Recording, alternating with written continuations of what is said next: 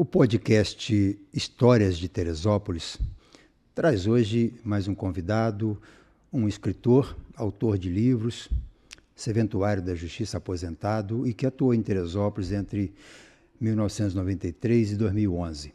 Aqueles que leem o Diário de Teresópolis o conhecem bem. Ele foi articulista do Diário e dos seus artigos do Diário, alguns deles foram publicados em livros. Eu estou falando do nosso amigo Denilson Cardoso. Bem-vindo, Denilson. E você está com obra nova, né? Como é que está isso aí? Saudade da terra de Teresópolis, já que você está em Petrópolis, né? Eu sou em Petrópolis agora, mas sempre com Teresópolis no coração. Claro. Foi um período especial que eu passei aqui, muitas experiências e muitas vivências boas aí com Diário de Teresópolis, com você, com a Vara da Infância e da Juventude aqui. E então, aí veio esse livro agora que chama Saga de Mildred. Eu estou com ele aqui, já recebi o meu. Né? Esse aí é muito seu. Bom, muito bom. A Saga de Mildred nasceu, muita coisa nasceu na pandemia. A pandemia veio para aterrorizar os corações, para trazer sofrimento aos corpos, para atormentar as mentes. Muita gente foi começar a fazer terapia nessa época. E a terapia de quem escreve é escrever, né? Mas serviu também para nós, para mostrar a nossa vulnerabilidade, né? A gente se acha intocável, a gente acha supremo, e um micro-organismo te coloca em dúvida a sua existência, né? Coloca em risco a sua existência, né? Então isso aí faz a gente pensar na nossa pequenez, né? Diante de uma coisa tão grande que é o planeta em que vivemos, e a gente ignora ele como o eixo de tudo, né? Verdade. A gente é parte dele e não se entende e se acha o dono dele, né? E daí essa convivência ruim, né? E a pandemia, né? Essa possibilidade da morte iminente, que isso aí mostrou, né?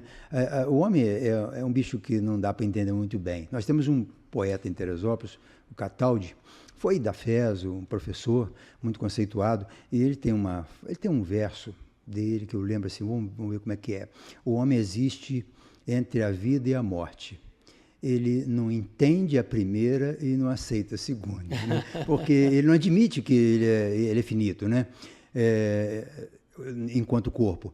E ele não entende a necessidade da vida, né? O momento que o homem entender que cada dia é uma vida nova, né? Sim. E principalmente quem chegou à fase dos 60, 65, que são os chamados idosos, onde eu também me encaixo, né? Estamos aí juntos, né? Na mesma luta.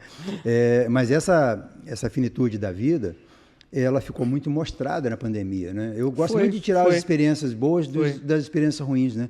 Então, ou seja, se nos serviu para alguma coisa, serviu para depurar o homem um pouco essa possibilidade da morte iminente, e tudo aquilo que aconteceu, e até mesmo os equívocos dos governos, os equívocos da sociedade, né? Isso é um processo de aprendizado que, se você tiver interesse e capacidade, consegue aprender com isso, né? Claro, e a pandemia fez isso, né? Fez as pessoas voltarem mais aos textos, fez as pessoas voltarem mais à reflexão da vida, ao eixo da família, ao eixo das amizades, né?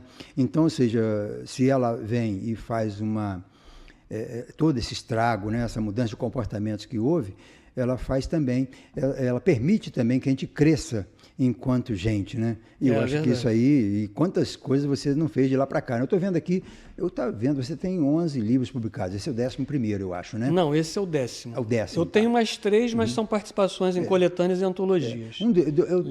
Dois livros seus, você tem livro de crônicas, né? Ensaios, mas estão 2 livros que eu gosto muito, que é claro, um deles eu fui no lançamento do livro do Dr. Inês, né? Sim, a biografia dela. do Dr. Inês. E, embora esse livro, Eco, né? O livro que você escreveu sobre o ECA, né? Que era uma coisa assim, meio que nova, né? Nós conversamos tanto sobre ECA na época, nossa, de jornal e de você como esse elemento da justiça. E o Enterre Meu Coração no Pátio da Escola, né? Que conta as experiências que você teve com esse público diferenciado, né, de comportamento. E você teve relações com essas pessoas que estão personagens do seu livro, ao seu tempo de serventuária da Justiça, de uma juíza que ainda é referência para Teresópolis, né? Ela deixou um legado muito grande, mas as pessoas não conseguem ainda se imaginar sem a doutora Inês, né? Verdade. É uma coisa assim que, quando a gente fala de doutora Inês, Quando se falava do Doutor Inês antigamente, as pessoas tremiam, né? E hoje, quando faz o Doutor Inês... E hoje tem saudade, né? Porque realmente é uma referência. E você viveu esses bastidores, né? Sim, Conta um pouquinho pra gente como é que foi esse período ali de você... Você era um secretário da juíza, né? E muitas decisões que ela tomava, elas vinham maturadas para ela por você. Você já achava tudo prontinho e ela não lia aquele script, né, e já tirava a sua conclusão e dava a sua decisão. É assim que funciona a justiça. Até hoje, ainda bem que funciona assim, porque as decisões do juiz, as pessoas pensam que o juiz lê o processo de início ao fim, tenta entender. Não, ele tem os elementos que ajudam ele, né? Até nos tribunais tem os juízes que fazem o trabalho pesado e com a sabedoria do desembargador ele vai interpretar e consertar os equívocos e dar uma decisão. E aconteceu muito isso aqui. E nos bastidores desse período que você foi secretário da juíza, doutor Inês, certamente que tem muita coisa bacana, interessante para ser lembrado, né? Não, olha só, só voltando um pouquinho na questão da pandemia, você falou, né, sobre o reconhecimento da pequenez humana diante da grandeza, do micro-organismo que se tornou grandioso pelo mal que causou. Agora, isso provocou a necessidade da gente se voltar para dentro, se voltar para dentro da família, se voltar para dentro da casa, arrumar as prateleiras, tirar o pó dos armários, bater os tapetes da alma, tirar a poeira da mente. E aí, nesse processo, muita gente fez o que eu fiz, foi buscar os seus guardados velhos, né, para poder ocupar o tempo de maneira produtiva. E esse livro, A Saga de Mildred, ele nasceu exatamente desse mecanismo. Um dia eu estou em casa, fui lá nos guardados e achei uma mala preta velha, antiga, que eu falei, caramba, essa mala aqui é de quando eu trabalhei no Amazonas. Aí foi a mala que eu levei quando tinha 20 anos de idade e desembarquei no meio da selva para trabalhar. Você já foi garoto, né? Já fui garoto, exatamente. Aí eu com aquela mala, de repente abro e pulam dela coisas, inclusive escritos e contos. Então os contos que estão na Saga de Mildred, eles vêm de dentro dessa mala preta, contos que foram começados nos anos 80, e aí foram retrabalhados em algum momento e foram concluídos finalmente agora. Então, aquele garoto deu a bola para esse ancião aqui chutar hoje para tentar marcar o gol. E, graças a Deus, os textos têm agradado as pessoas. E sobre isso tem a questão da doutora Inês. Porque esse livro, os contos, na verdade, são experiências que realmente eu vivi, como bancário, como pessoa integrada a um movimento religioso, como militante político e como serventuário da justiça. Então tem muita história munducão aí, inclusive de bastidores da vara da infância, que estão nesse livro e estão contadas, obviamente, de uma maneira romanceada e tal, mas que são verdade. Esse livro tem verdades profundas aí, que aconteceram de verdade. A pandemia tem isso, né? Eu para mim, foi muito impactante, porque eu produzo muito, né? Eu trabalho em casa e eu tenho uma estação de trabalho em casa, que é o meu escritório, e ali eu tenho acesso à rede do jornal, eu tenho acesso ao meu acervo pessoal, que é o acervo do ProMemória, e isso me envolve. E eu não sei, eu começo muita coisa ao mesmo tempo. Eu tenho essa coisa eu estou fazendo uma casa, eu estou consertando um carro, eu estou fazendo uma casa na árvore, eu estou iniciando um jardim, tudo está começado, né? E eu, nas minhas pesquisas, na questão da memória, eu tinha muita coisa começada. E guardar as informações anotadas em algum lugar que só eu entenderia aquilo. E quando vem essa possibilidade, né, esse risco iminente de não estar mais aqui amanhã, né, eu me apeguei. Aquilo me preocupou, a morte me preocupou muito. Não pela morte finita do que eu tenho, né, desse corpo que eu tenho, mas eu me preocupei não com que eu não ganharia alguns anos a mais, alguns dias a mais de vida, mas a possibilidade, mas o risco de perder tudo aquilo que eu me dediquei ao longo de 10, 15 anos, todo aquele trabalho conhecido. Às vezes passava o domingo inteiro pesquisando um assunto, formando, anotando, anotações que eu entendo. Então, eu não estou perdendo o que eu não tenho ainda, porque a gente tem que entender que agradecer pelos dias que já teve, pelas horas de vida que já teve, e não achar que tem que viver até 100, 200 anos. Isso não existe, né? Então, ou seja, mas me preocupou a perda, não da vida que eu vou ter, ou que eu devo ter, ou provavelmente eu tenha, mas a vida que eu gastei para ter algumas anotações, para ter algum conhecimento, que eu não tinha passado esse conhecimento para o papel, para um texto de arquivo de computador e tal. E aquilo me preocupou muito. E eu comecei a trabalhar igual um louco, né, de fechar. Às vezes eu tinha um soneto que eu já tinha achado os tercetos, e eu estava no primeiro quarteto pronto, mas o quarteto segundo não arrumava, não ligava os quartetos aos tercetos. Então eu tinha que parar um tempo e tem que concluir essa encrenca aqui, para começar outra coisa. E assim foi, com muito tempo de computador, muito tempo ali voltado naquilo. Preparei uns 3 ou 4 livros, lancei já quase todos eles, e deu um grande adiantamento, né, na minha pesquisa da história das eleições, lá de 1902, que lançou o primeiro volume do livro. Vou lançar agora em dezembro o segundo volume.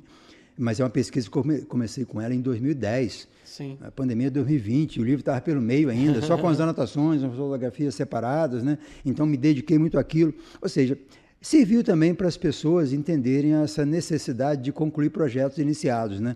E dar importância para coisas, né, que a gente não estava dando tanto, né? Você passou pela sua mala tantas vezes e não ligou para ela, mas aquilo fez você olhar para a mala de recordações e transformar aquilo num livro que vai mexer com as mentes, vai provocar um conhecimento, né? Vai provocar o interesse de algumas pessoas nesse período que vem à frente. E o curioso é o seguinte, esse livro tem o seguinte nome, A Saga de Mildred e Outras Histórias de Superação.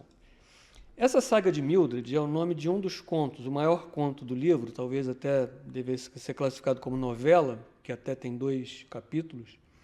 Essa história foi escrita da seguinte maneira. Eu era bancário, trabalhava em Friburgo, e um dia chega uma moça no guichê onde eu estava atendendo como caixa, e eu falei, não, achei que ia pagar uma conta, fazer alguma coisa. Não, eu vim aqui, eu moro em Niterói, e eu vim aqui porque me disseram, você é o Denilson? Sou. Me disseram que você tem alguma coisa boa para me dizer. Eu fiquei meio chocado com aquilo, falei, mas como assim? Não, é porque eu estou com uma situação difícil, um problema, e me disseram que você tem um conselho, uma coisa boa para mim. Aí eu fiquei meio assim, falei, não, tá bom, então você me aguarda no final do expediente e tal. Aí fomos para um café no final do expediente, e a situação era a seguinte, ela tinha acabado de descobrir um câncer em fase avançada e estava com esse temor da morte iminente. E aí eu fiz o que se pode fazer nessas horas, não se pode fazer tanta coisa assim, você pede a Deus orientação, você abraça, você acolhe, você dá um colo, você diz as melhores palavras que você puder, você chora junto. O fato é que eu não tinha tanta coisa assim a dizer para ela que resolvesse o problema dela. E eu saí daquela conversa incomodado. Eu falei, caramba, o que se fala para uma pessoa dessas? Eu já tinha falado o que me foi dado por Deus naquela hora. Eu falei, eu tenho que contar uma história para ela, para ver se ela consegue dormir. Aí eu sentei, na época, na máquina de escrever, e escrevi a primeira versão da Saga de Mildred, que é uma espécie de conto de princesa, de fadas, num período medieval, uma fantasia de uma princesa que sofre muito, fica à beira da morte, mas no final supera. E aí dessa ideia nasceu o conforto para aquela moça, e dessa ideia nasceu todo o norte para o livro. Porque todas as histórias desse livro, até por ele ter sido iniciado como livro durante a pandemia, 3 anos trabalhando nisso, eu falei, gente, as pessoas estão sofrendo muito. Crise climática, briga em família, a política porca que a gente tem, com ódios para todo lado, tem sofrimento demais. Eu vou fazer histórias que possam aquecer o coração das pessoas, histórias de superação. E aí a Saga de Mildred deu esse norte. Então são todas histórias de superação para levantar nosso ânimo. Muito bom. E esse livro agora, como é que fica? Ele foi lançado, eu vi que alguns lançamentos, você fez vários lançamentos desse livro. Não, né? Eu fiz um Pretende lançar em Teresópolis? Sim. Eu fiz um lançamento em Petrópolis, graças a Deus foi um sucesso. O livro foi o único livro nacional que ficou entre os 10 mais vendidos, foi o 5º mais vendido em Petrópolis, no último mês. E aí esse lançamento, então, graças a Deus, foi um sucesso. Vamos lançar aqui no dia 18, na livraria Clube Cultural, às 17 horas. Depois vai ter um lançamento em Três Rios, tem convite para ir a outros lugares, mas em Teresópolis, dia 18, na livraria Clube Cultural, às 17 horas. Você está convidado. Lá estaremos para prestigiar, porque as pessoas às vezes veem um livro pronto, não tem ideia, né? Do trabalho, do envolvimento, né? Do engajamento que se tem para produzir um trabalho que tem um objetivo, né? De construir o conhecimento das pessoas sobre um assunto, ensinamento também, né? Então, tem mais a dizer para você, Denilson, parabéns pelo trabalho, parabéns também pelas demais obras, pelos seus outros 9 livros, e todos eles com características muito específicas, né? Entre eles esse livro que você fala da história do Dr. Inês, que mexeu muito com a história da cidade, né? Eu tenho ele como referência para pesquisa de vez em quando. Eu tenho uma dúvida sobre um assunto, eu vou lá no livro, não, pode estar aqui. Eu acabo lendo um capítulo, não tem o que eu quero, mas eu li outra coisa. Já esse é o grande mote do pesquisador, né? Mas parabéns pelo trabalho e que seja um sucesso, então, esse Deixa eu só lançamento. comentar uma coisa sobre um dos contos aí, chama Adeste Fidelis Bus de ônibus, bus. Esse conto ganhou um concurso da Academia Teresopolitana de Letras. Numa versão anterior, saiu naquele livreto chamado Sob o Céu de Teresópolis, que a Academia editou. Então, e isso aí foi motivado, esse conto, por aquela prática da aviação daqui, de botar o motorista vestido de Papai Noel no período natalino. E coincidiu naquele ano que tinha Papai Noel pendurado em tudo que era lugar aí pelas postes, pelas tal. Então é uma história que não faz referência ao fato concreto, nem à pessoa real do motorista, que eu acho que ainda hoje tem um motorista que pratica isso aqui na cidade, mas daquilo eu aproveitei essa história e trouxe uns dramas de vara de família e infância e coloquei junto, mas é uma história passada em Teresópolis, Guapimirim, enfim. Essas histórias contadas em forma de crônica, elas são muito interessantes, porque nós tivemos muitos cronistas ao longo da história da imprensa em Teresópolis, né? A imprensa ela faz parte da vida da cidade, né? Então, desde que ela surgiu lá em 1902, que os poetas, os articulistas, né, os cronistas vão escrever alguma coisa na imprensa como colaboração e aquilo fica para a história como referência. Eu, de uns tempos para cá, eu comecei a colecionar, a guardar coisas de Teresópolis, alguma coisa por coleção e outras como fundo de acervo mesmo, mas eu comecei a me interessar, de uns tempos para cá, por livros de autores de Teresópolis. Porque, mesmo sendo um romance, ou um livro biográfico de alguém, ele contém informações escondidinhas em algum lugar, tem uma data, tem um sobrenome de alguém, né? Então essas coisas são muito importantes serem guardadas. E quando eu vi, eu tive que me desfazer da minha biblioteca, dos autores nacionais, né? Graciliano, Jorge Amado, os que já são normais, né, os habituais das bibliotecas. Clássicos, né? E eu falei, não, isso aqui não me interessa. Eu peguei e dei aquilo para os outros e comecei a formar a minha biblioteca de autores locais. Eu tenho mais de 500 livros de autores locais. Inclusive alguns raros, que a própria família, às vezes, de alguns autores não tem mais, porque essas coisas se perdem mesmo, né? E eu encontro cada coisa fantástica em livros, né? Então, ou seja, todo o trabalho voltado para o autor local, quando ele lança um livro, é muito importante a sociedade prestigiar, porque aquilo é um registro de uma época, né? E às vezes até mais, além de ser um registro de uma época, guarda também algumas informações que não vão estar nos outros bancos de dados da memória municipal. Então, a gente encontra muita coisa, às vezes, sobre uma família específica, num assunto, às vezes num romance, né?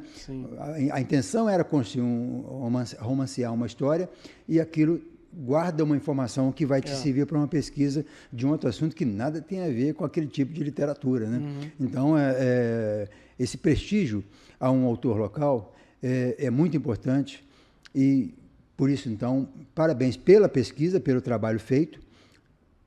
Boa lembrança, olhar para esse passado e do seu tempo de auxiliar da doutora Inês, lá naquele período de 93 a 2011, praticamente, né, quase 20 anos. Foi muito importante, a gente teve relações de aproximação nesse período, em função do jornal, em função da Secretaria de Cultura, que eu atuei um período, né, e que todos tenham interesse, não só por esse, mas por outros livros publicados por autores de Teresópolis.